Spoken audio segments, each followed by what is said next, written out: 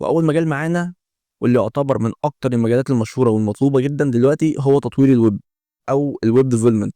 المجال ده ببساطه مسؤول عن كل المواقع اللي بتشوفها على الانترنت دلوقتي، من اول الصفحه اللي بتدخل عليها لحد النظام اللي بيخلي الموقع يشتغل في الخلفيه. خلينا بسطه لك اكتر. تخيل ان الموقع اللي بتدخل عليه هو زي محل.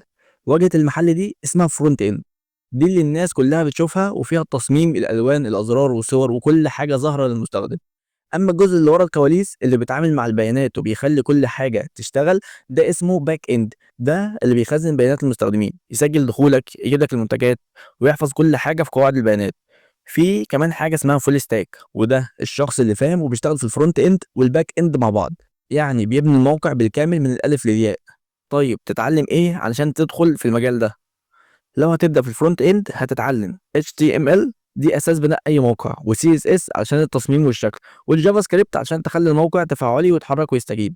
اما لو عايز تدخل في الباك اند فممكن تبدأ بلغات زي بايثون او جافا سكريبت باستخدام نوت جي اس او PHP اللي لسه مستخدمه في مواقع كتير دلوقتي. ولما تتقدم شويه هتتعلم كمان قواعد البيانات زي ماي سيكوال، وكمان تتعامل مع APIs وتفهم ازاي السيرفرات بتشتغل.